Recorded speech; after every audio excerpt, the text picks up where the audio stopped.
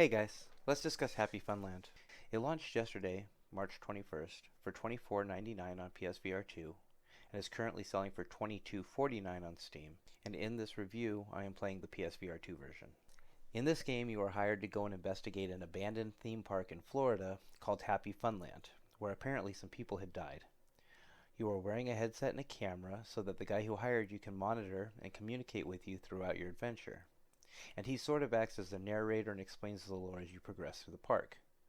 The theme park is very obviously attempting to parody Disneyland, and every ride can be directly associated to a Disneyland ride, but the park is done with a much more adult-themed humor, referencing sex and drugs, and using profane language. None of this bothered me, but none of it really felt necessary either. Visually, I enjoyed the game. The art style and lighting effects were great, and I did get most of the ride and character references. Some of the water splash effects clearly were cheaply just added in, but other than that I would say the game had good graphics. The concept was also very solid. The entire game is a mini golf course, so as you navigate the park and ride the rides, you will come to 9 holes of mini golf that you need to complete in order to advance through the game. Beyond that, however, the game just falls apart. The audio seems to have been recorded well, however there is a lot of overlap when you are having to try to listen to the recorded cassettes from the maintenance guy or recordings in some of the park attractions, while you are also simultaneously being talked to in the headset, which can be very annoying and detract from the experience. Here's an example. Take your time looking around at all this stuff in here. We might learn something interesting. It really feels like a game that had high ambitions and ran out of funding or had to be rushed to meet a deadline. While the map and graphics all seem well thought out and polished, the game mechanics are horrible. First off, there's no smooth turning. You are stuck with 3 options of snap turning and that's it. I really debated not getting this game when I heard that because it's a huge pet peeve of mine. But if I'm going to be serious about making content, I'm going to need to grit my teeth and bear it sometimes. And I felt a duty to get this review out because it's a game that I personally have been excited for since I heard about it. When you die in the game, there's a "you died" screen. It even looks pretty cool, but the game just continues on as if you didn't die. There are save points in the design of photo booths throughout the game, but you don't even have to respawn after you die. In fact, there was one point where I picked up a weapon that clipped through the "you died" animations, and I used it to beat down the robot that killed me as soon as the animation disappeared. The golf physics are ridiculous. I assume that it is supposed to be a hollow plastic ball, not an actual golf ball, by the way it rolls around abnormally. But even that can't explain my putter going through the ground, or sometimes even through the ball and launching it in the wrong direction.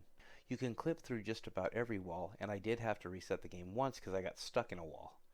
This paired with snap turning makes some areas of the game very difficult to navigate through, and some of the traps that involve you dodging or timing your way through dangerous obstacles are virtually impossible to do, so I just walked through them ignoring the "you died" animation since I could just continue anyways. The combat is atrocious.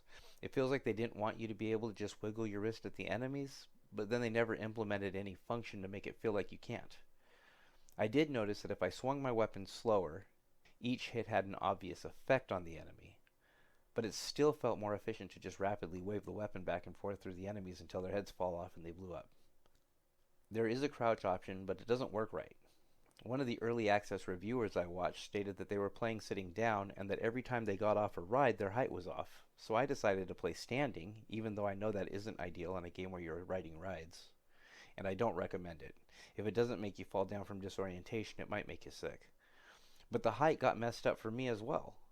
I would find myself floating above the ground, unable to pick things up off the floor at times because it was lower than my physical floor, unless I crouched down, which lowered me to a natural standing height, and then I had to physically crouch to get under lower hanging areas in the crouch setting in the game, but most of the time I could just walk through the wall anyways because the game has virtually no collision detection. There are 80 collectible figurines for you to break, and I did not find them all. And there appear to be 2 endings based on which answer you click at the end of the game. I really don't see myself playing this game a second time unless there are some serious updates from the developer to fix this title. It took me about 2.5 hours, maybe a little less, to run through the game from start to finish, and that is with me having to restart the game once because I got stuck in that wall. This game is a perfect example of why I don't get mad when a game gets pushed back a few months. This game should not have been released in this condition. It had a decent amount of potential, but I have to rate it for what it is.